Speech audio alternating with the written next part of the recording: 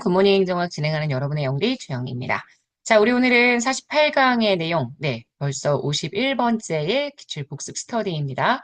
149번부터 165번까지 예산제도의 개혁 파트를 마무리하려고 합니다.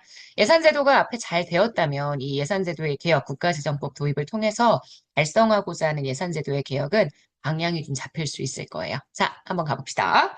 149번. 일단 재정준칙에 대한 이야기하면서 제가 이게 아직 우리나라의 법제화된 제도는 아니라고 했습니다. 국가재정법에 규정된 제도는 아니었고요. X입니다. 성인지 예산제도는 국가재정의 효율적 운영 아니고요. 형평성입니다. 그래서 제가 분류를 할 때 효율성도 있었고 건전성도 있었고 투명성도 있었고 근데 성인지 예산제도나 온실가스 감축인지 예산제도는 좀 별도로 분리해서 봐야 하는 기타 부분이다. 그래서 얘는 형평성이다. 이런 얘기 했었죠. X입니다. 국가재정법상 재정 운용의 건전성 강화. 건전성은 제가 균형재정이라고 했습니다. 이 균형재정을 이루고자 하는 건전성을 강화하기 위한 목적과 직접적인 관련이 있는 제도. 세계 잉여금의 용처를 제한하죠. 그래서 일정 비율 공적 자금 상환 등의 의무화, 국가 채무관리 계획의 수립, 국가 보증 채무 부담에 국회 사전 동의 등등이 해당하게 된다. 이렇게 얘기했죠. 자, 152번입니다. 재정민주주의는 대표 없이 과세 없다는 표현에서 나타나듯이 대등의 주권이 돈을 내게 되는 납세자, 국민에게 있다는 것을 내포하고 있습니다. 그래서 국민이 재정활동의 주체가 될 수 있다는 거죠. 153번입니다. 결산의 결과 발생한 세계잉여금. 제가 세계잉여금은 두 개로 나눈다라고 했었어요. 세계잉여금은 초과세입 때문에 발생한 것도 있고 그 다음 결산의 결과 나중에 실제 불용액 때문에 발생하는 부분도 있다. 일단 추경 편성은 아니었죠. 아시겠지만 결산의 결과 발생하게 된 세계 잉여금의 용처는 일단 제 첫 번째 지방재정교부금, 저 지방재정교부금에 대한 우선 지원이고요. 교부금 정산해줘야 되고요. 그 다음 공적자금 상환, 그 다음 채무 상환 이렇게 사용이 되어야 하고 추경은 그 이후에 나중에 진행되는 내용이라고 했습니다. 그래서 전액 추경에 편성해야 한다. 이건 틀린 선지입니다. 154번 정부가 보증채무를 부담하고자 할 때 보증채무는 국가채무는 아니지만 국가채무가 될 가능성이 있습니다. 그래서 미리 국회의 동의를 얻어야 합니다. 국가재정법에서는 공공부문을 포함한 제외하지 않습니다. 공공부문을 포함한 일반 정부의 재정 통계를 매 1회 이상 투명하게 공표하도록 규정하고 있습니다.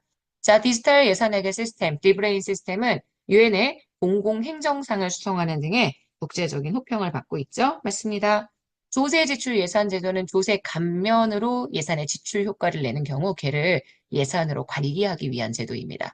예산 지출을 절약하거나 조세를 통해 국고 수입을 증대시켰다. 성과자에게 그 성과의 일부를 인센티브로 지급한다. 이거는 예산 성과금 제도죠. 조세 지출 예산 제도하고는 아무 상관이 없습니다. 그래서 이거 X. 정부는 각 기관에 배정될 예산의 지출 한도액은 중앙행정기관과 행정수반이 결정하고 각 기관의 장에게는 그러한 지출 한도액의 범위 내에서 자율적으로 목표 달성의 방법을 결정해서 자율권을 부여하는 모형, 바로 총액 배분 자율 편성 제도라고 얘기할 수 있습니다. 맞는 선지입니다.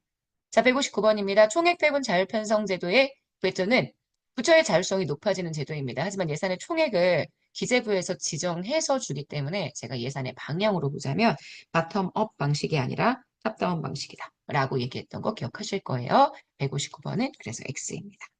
160번 총액 배분 자율 편성 제도에 따라 각 부처는 소관 정책과 우선순위에 입각해서 연도별, 재정 규모, 분야별, 부문별 지출 한도를 제시한다. 되게 이상하죠. 왜요?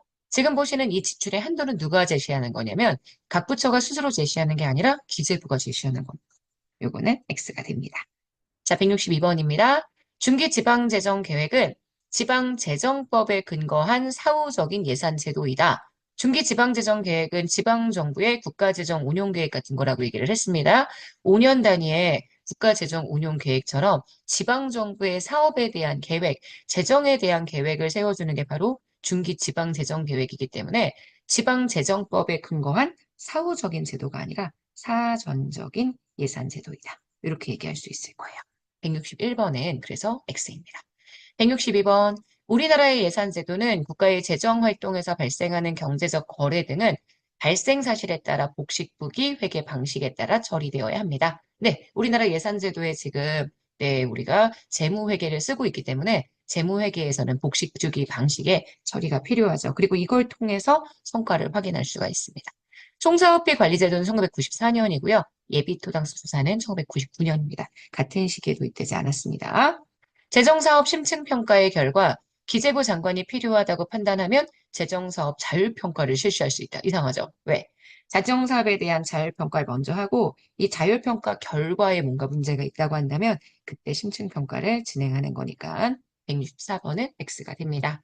자, 165번입니다. 예산 성과금은 수입이 증대되거나 지출이 절약될 때에 이에 기여한 자에게 지급할 수 있습니다. 맞아요. 실제 수입 증대나 지출 절약에 기여한 사람에게 국가가 주는 일종의 인센티브 같은 거죠. 하지만 이 예산 성과금으로 돈을 준다고 해도 분명히 남는 돈이 있을 거고 그 남은 돈, 절약된 예산은 다른 사업에 사용할 수 있습니다. 자, 165번. 그래서 X가 됩니다. 자, 여기까지 보시게 되면 이제 우리 재무행정은 모두 다 마무리를 했습니다. 여러분 오늘 이 영상을 아마 들어오는 날짜, 올라오는 날짜대로 그대로 들으시면 일요일이 될 텐데 이번 주말까지 한번 잘 정리해서 5장의 내용을 정말 매끄럽게 마무리해 주시면 좋겠고요. 내일부터는 행정 환류론 6장으로 들어가도록 하겠습니다. 여러분 오늘 하루 정말 여러분 거고요. 내일 아침에 만날게요. 여러분 안녕.